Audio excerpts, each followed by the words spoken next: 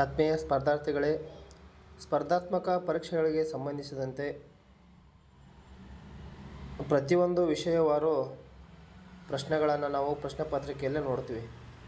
ವಿಶೇಷವಾಗಿ ಅದರಲ್ಲಿ ಇತಿಹಾಸಕ್ಕೆ ಸಂಬಂಧಿಸಿದಂತೆ ಪ್ರತಿಯೊಂದು ಸ್ಪರ್ಧಾತ್ಮಕ ಪರೀಕ್ಷೆಯಲ್ಲಿ 15ರಿಂದ 20 ಕ್ವಶನ್ಗಳನ್ನು ಕೇಳಿರೋದನ್ನು ನಾವು ಕಾಣ್ತೇವೆ. ಈ ಒಂದು ಇತಿಹಾಸ ವಿಭಾಗಕ್ಕೆ ಸಂಬಂಧಿಸಿದಂತೆ ಒಂದೇ ಒಂದು ಪುಸ್ತಕದಲ್ಲಿ ಸಮಗ್ರವಾಗಿ ವಿಷಯ ವಸ್ತುವನ್ನು ಕ್ರೋಢೀಕರಣ ಮಾಡಿ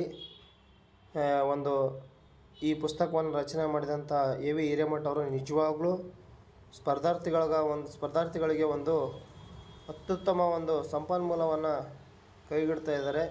ಈ ಒಂದು ಕೃತಿ ಅದು ವಿಶೇಷವಾಗಿ 616 ಪುಟಗಳನ್ನು ಒಳಗೊಂಡಿದೆ. ಅದರಲ್ಲಿ ಮುಖ್ಯವಾಗಿ ಕಂಟೆಂಟಲ್ಲಿ ನೋಡಿ, ಕರ್ನಾಟಕದ ಇತಿಹಾಸ ಒಟ್ಟು 15 ಚಾಪ್ಟರ್ ಇದೆ. ಅದರಲ್ಲಿ ಶಾತವಾಹನರು, ಬನವಾಸಿ ಕದಂಬರು, ತಲಕಾಡಿನ ಗಂಗರು ಒಳಗೊಂಡಂತೆ ಪ್ರಮುಖವಾಗಿ ವಿಜಯನಗರ ಸಾಮ್ರಾಜ್ಯ,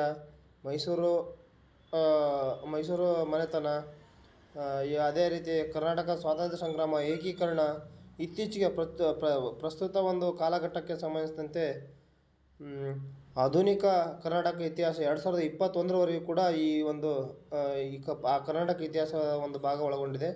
ಅದೇ ರೀತಿಯಾಗಿ ಪ್ರಾಚೀನ ಭಾರತದ ಇತಿಹಾಸ ಒಟ್ಟು 13 ಚಾಪ್ಟ್ರು.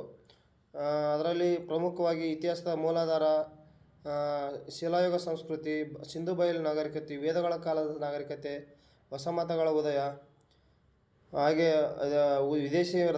ವಿದೇಶಿ ದಾಳಿಗಳು, ಮೌರ್ಯ ಸಾಮ್ರಾಜ್ಯ, ಮೌರ್ಯ ನಂತರ ಕುಶಾನರು, ಗುಪ್ತ ಸಾಮ್ರಾಜ್ಯ, ವರ್ಧನರು, ಪಲ್ಲವರು ಹಾಗೂ ಮತ್ತು ತಂಜಾವೂರಿನ ಚೋಳರು, ಈ ಎಲ್ಲ ಅಂಶಗಳನ್ನು ಒಳಗೊಂಡಿದೆ. ಇನ್ನು ಮಧ್ಯಕಾಲೀನ ಭಾರತಕ್ಕೆ ಬಂದರೆ ರಜಪೂತರು, ಉತ್ತರ ಭಾರತದ ಮೇಲೆ ಮುಸ್ಲಿಂ ದಾಳಿಗಳು, ದೆಹಲಿ ಸುಲ್ತಾನರು, ಮೊಘಲ ಸಾಮ್ರಾಜ್ಯ, ಮರಾಠರು, ಸೂಫಿ ಮತ್ತು ಭಕ್ತಿ ಚಳವಳಿ, ಇಷ್ಟೆಲ್ಲ ಅಂಶಗಳನ್ನು ವಿಶ್ಲೇಷಣಾತ್ಮಕವಾಗಿ ಕೊಡಲಾಗಿದೆ.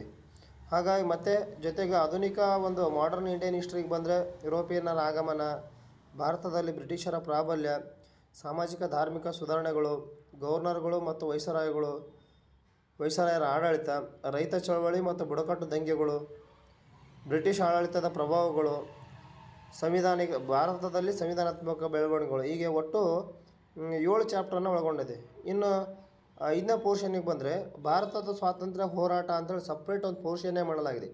ಇತಿಹಾಸದ ಸ್ಪರ್ಧಾತ್ಮಕ ಇತಿಹಾಸಕ್ಕೆ ಸಂಬಂಧಪಟ್ಟಂತೆ ಬೇರೆ ಪುಸ್ತಕಗಳನ್ನು ನಾವು ಅವಲೋಕನ ಮಾಡಿದಾಗ ಪ್ರತ್ಯೇಕವಾಗಿ ಈ ಸ್ವಾತಂತ್ರ್ಯ ಹೋರಾಟದ ಪಾರ್ಟನ್ನು ಪ್ರತ್ಯೇಕವಾಗಿ ಯಾವ ಪುಸ್ತಕದಲ್ಲಿ ಕೊಟ್ಟಿಲ್ಲ. ಇಲ್ಲಿ ವಿಶೇಷವಾಗಿ ಈ ಸ್ಪರ್ಧಾತ್ಮಕ ಪರೀಕ್ಷೆಗಳಿಗೆ ಸ್ವಾತಂತ್ರ್ಯ ಹೋರಾಟಕ್ಕೆ ಸಂಬಂಧಿಸಿದಂತೆ ಹೆಚ್ಚೆಚ್ಚು ಪ್ರಶ್ನೆಗಳನ್ನು ಕೇಳೋದ್ರಿಂದ ಹಾಗಾಗಿ ಪ್ರತ್ಯೇಕ ವಿಭಾಗ ಮಾಡಿ 1857ರ ಪ್ರಥಮ ಸ್ವಾತಂತ್ರ್ಯ ಸಂಗ್ರಾಮ, ರಾಷ್ಟ್ರೀಯ ಕಾಂಗ್ರೆಸ್ ಸ್ಥಾಪನೆ, ಸ್ವಾತಂತ್ರ್ಯ ಚಳವಳಿ, ಸ್ವಾತಂತ್ರ್ಯ ನಂತರದ ಭಾರತ, ಈ 4 ಚಾಪ್ಟರ್ಗಳನ್ನು ಮಾಡಿ ಒಂದು ಪೋರ್ಷನ್ ಮಾಡಲಾಗಿದೆ.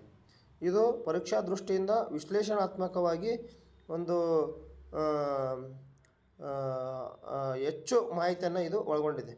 ಇನ್ನು 5ನೇ ಪೋರ್ಷನ್ನಿಗೆ ಬಂದರೆ ಸಂಕ್ಷಿಪ್ತವಾಗಿ ಮತ್ತು ಸ್ಪರ್ಧಾತ್ಮಕ ಪರೀಕ್ಷೆಗೆ ಅನುಕೂಲವಾಗುವಂತೆ ಪ್ರಪಂಚದ ಇತಿಹಾಸವನ್ನು ಇದರಲ್ಲಿ ಕೊಡಲಾಗಿದೆ. ಅಂದರೆ ಇದರಲ್ಲಿ ಪ್ರಾಚೀನ ನಾಗರಿಕತೆಗಳು, ಭೌಗೋಳಿಕ ಅನ್ವೇಷಣೆಗಳು, ಪುನರುಜ್ಜೀವನ, ಮತ ಸುಧಾರಣೆ, ಅಮೆರಿಕ ಸ್ವಾತಂತ್ರ್ಯ ಸಂಗ್ರಾಮ, ಫ್ರಾನ್ಸ್ ಕ್ರಾಂತಿ, ಇಟಲಿ ಕ್ರಾಂತಿ, ಜರ್ಮನಿ ಏಕೀಕರಣ, ರಷ್ಯಾ ಕ್ರಾಂತಿ, ಜಾಗತಿಕ ಯುದ್ಧಗಳು, ವಿಶ್ವಸಂಸ್ಥೆ, ಹೀಗೆ ಎಲ್ಲ ಅಂಶಗಳನ್ನು ಇದು ಒಳಗೊಂಡಿದೆ.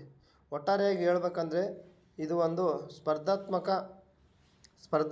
ಪುಸ್ತಕದ ಅನ್ನೋದಕ್ಕಿಂತ ಸ್ಪರ್ಧಾತ್ಮಕ ಪರೀಕ್ಷೆಗಳ ದೇವಿಗೆ ಸ್ಪರ್ಧಾತ್ಮಕ ಬೆಳಕು, ಪರೀಕ್ಷೆಗಳ ಬೆಳಕು ಅಂತೇಳಿ ಈ ಸಂದರ್ಭದಲ್ಲಿ ಹೇಳ್ತಾ ಈ ಪುಸ್ತಕವನ್ನು ಎಲ್ಲರೂ ಸದುಪಯೋಗಪಡಿಸ್ಕೊಳ್ಳಿ ಅಂತೇಳಿ ಈ ಸಂದರ್ಭದಲ್ಲಿ ಹೇಳ್ತಾಯಿದ್ದೆ.